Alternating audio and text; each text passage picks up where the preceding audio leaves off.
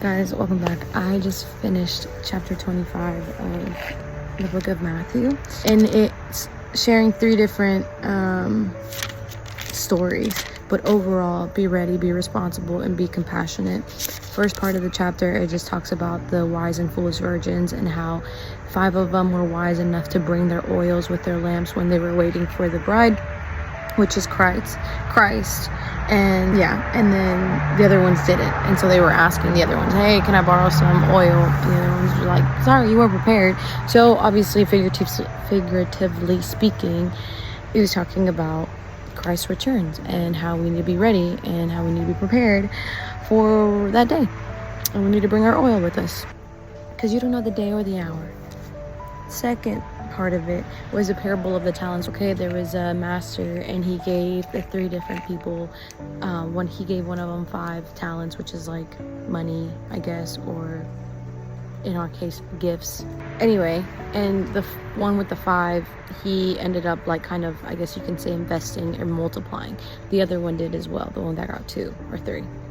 And then the other one was afraid. He said, Then he who had received the 1 talent came to him and said, Lord, I knew you to be a hard man, reaping where you have not sown, and gathering where you have not scattered seed. And I was afraid and went and hid your talent in the ground. Look, there you have what is yours. We don't do what we're supposed to do with what God has given us. And whether it be like just giving the gift of, like, I like to think that the Lord has given me the gift of just talking to whoever I want, and just having that gift of just being comfortable with whoever I'm talking with.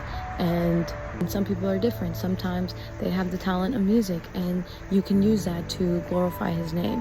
You have the talent of, like, I don't know, being really good academically, and then serving him in that, or being a good anything, literally just anything. And sometimes we think that, oh, if we're not in the church, like being like in worship or being a pastor or that we can't worship God. But literally in anything and in everything you can,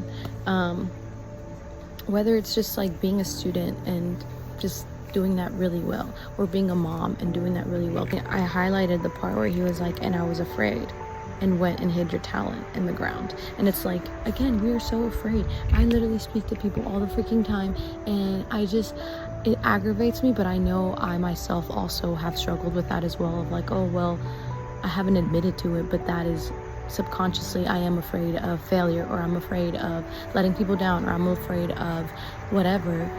And we're so afraid of something not working out, people's opinions, or anything. And it's just like, no, the Lord has given that to you already. It's in your name, and we need to be responsible to use what he has entrusted us with to glorify his name and to share the gospel. And and then the last part, it was the title of it is like, the Son of Man will judge the nations, and it was just talking about how the final judgment is will be according to the evidence of not what you say, but of what you've done. If you claim to be a Christian, the way you treat people is the way you see God.